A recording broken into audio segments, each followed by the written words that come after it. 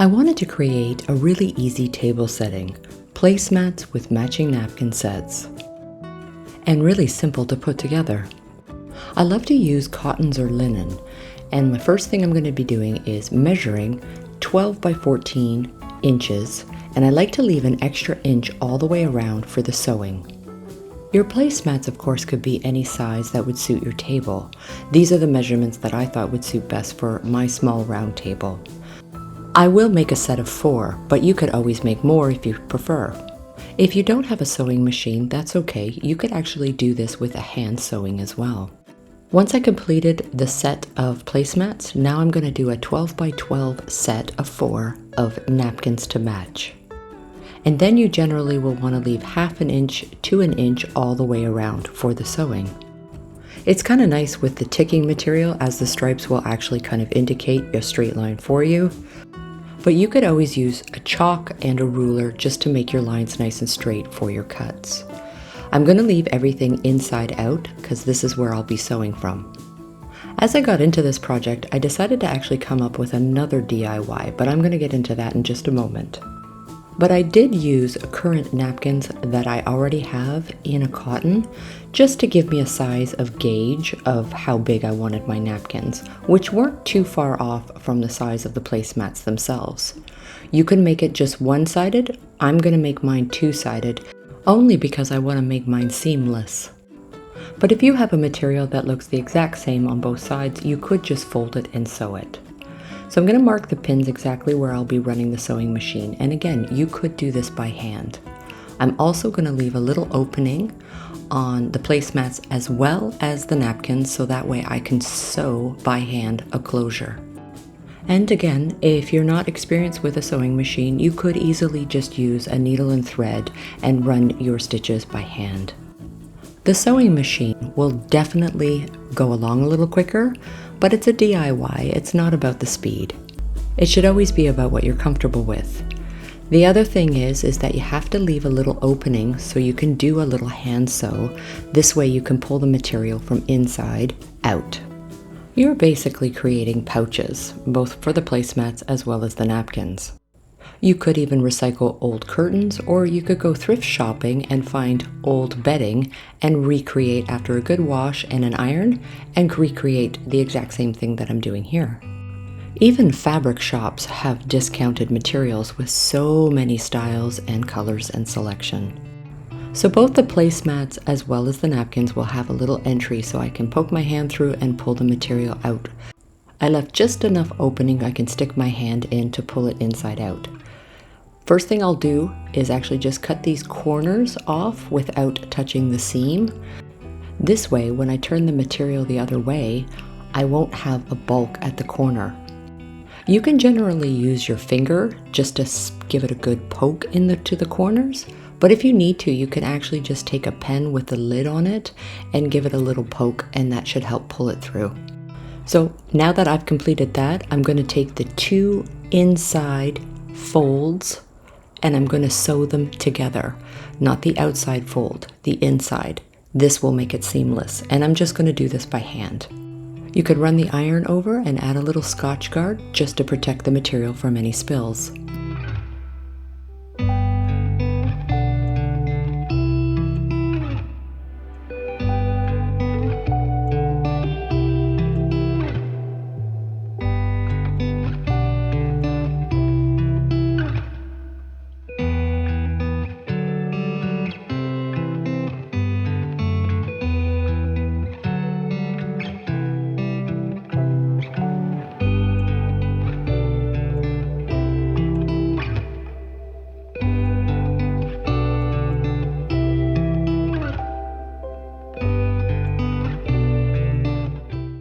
So I have a mix match of napkin holder rings, and I thought it would be really nice to make a set that matched.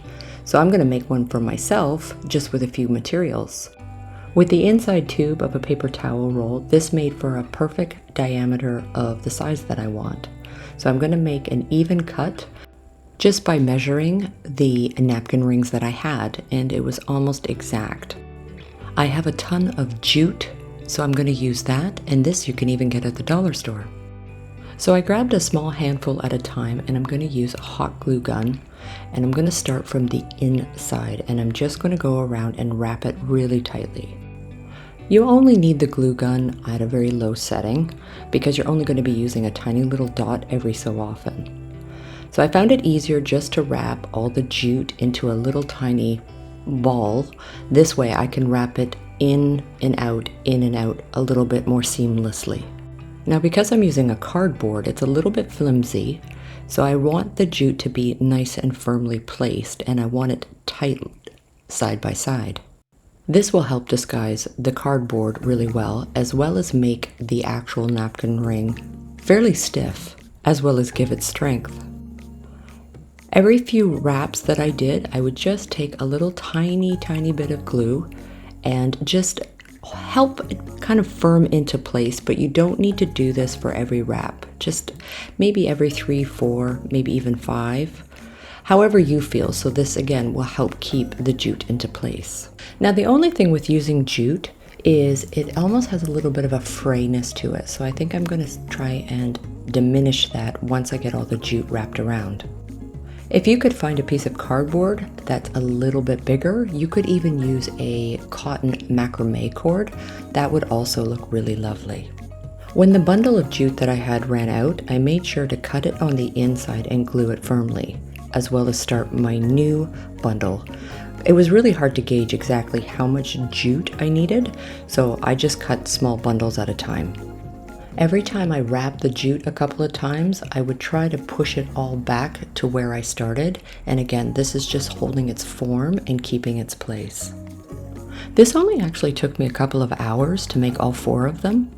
And I was really quite impressed with the results. I wasn't sure starting this project. I just figured it wasn't an expensive project to do, and I thought I would give it a go just to see how it would work. Now because of these loose frays on the jute, if you just run very carefully a little lighter right across, this will just help scorch some of that fray that remains on the jute.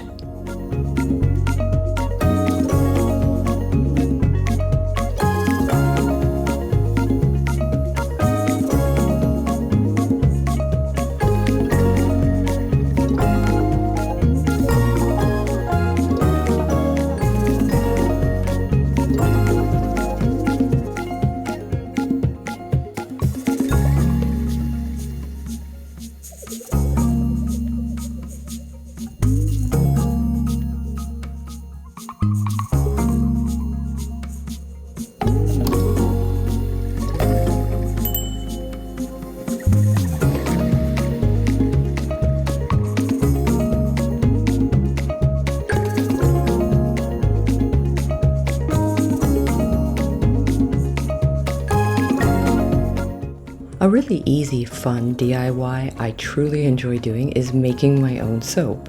And I wanted to challenge myself to making it kind of a multicolor with a bit of a swirl to it, as I have not done that before. There's tons of different products for soap types out there. I generally like to use the goat's milk. I've had this soap kit for at least 4 years, and every year I make soap. And it's truly a lot of fun and super easy. I buy the actual goat's milk in blocks, then I melt it. So the first thing you'll need to do is cut it into smaller cubes. Then I'm going to divide it into 3 separate jars. I'm using the clear baking jar, so this way I can melt it safely in the microwave. One will be for white, and the other 2 will be for a copper and as well as a yellow that I'm going to use. My husband Ryan and I thought it would be fun to make this for gifts for part of our Christmas. First thing you'll do is melt the cubes, and what we like to do is 30 seconds in the microwave, stir it up, and keep doing 30 seconds until it's completely liquefied. I'm even going to add a little bit of an almond. This way it's slightly scented, but nothing too strong.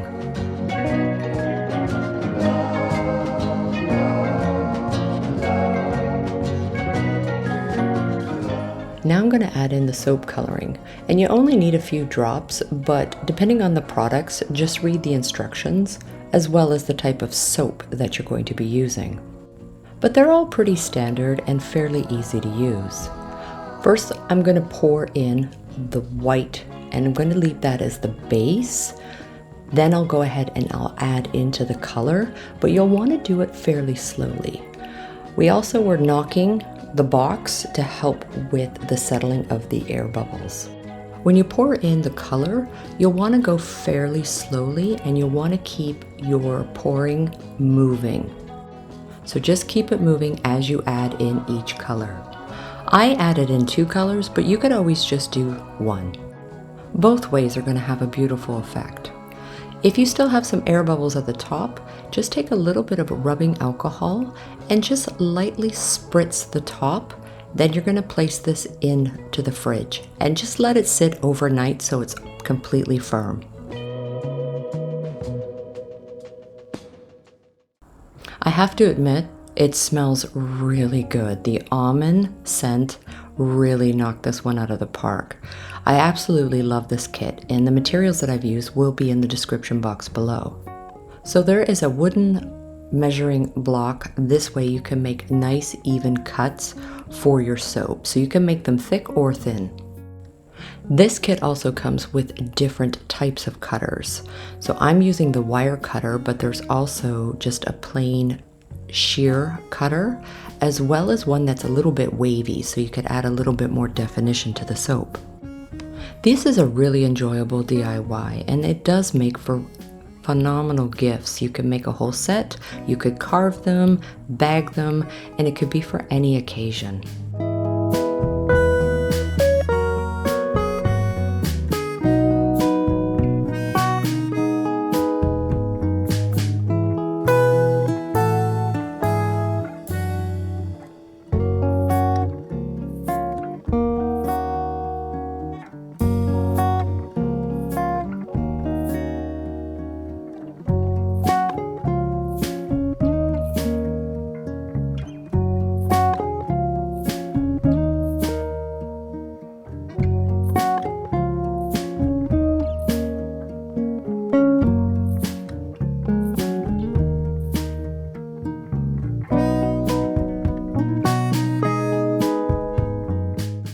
Another really easy and fun DIY is make your own candles. So I found some jars that had flowers in them, and I also found small jam jars. So I just glued down the candle wicks. I'm going to boil up the water, and I'm going to use granulated wax. You'll need a candle melting container. This is what's going to be placed inside the boiling water. And it's basically the handle's just going to sit off the edge, and you'll also need a thermometer. With your max temperature should be about 140. I was reading online that you could go up to 180, and what this is going to do is it's going to actually crystallize the wax. I'm also going to add in a little pumpkin spice scent to this one too. Because we're about to approach the Christmas season and the holidays, I thought it might be fun for gifts to create a kind of that crystallized where it looked like snow in the candle. So I actually have enough to make another batch just in case this one didn't work. But the trick to get it to work was to actually boil your candle wax at a higher temperature at about 180. I also have the granulated wax in the red, so I was kind of going with a little bit of a Christmas theme here. I did the temperature the same with the red candles, and I have to admit it actually looks like a little jar of jam.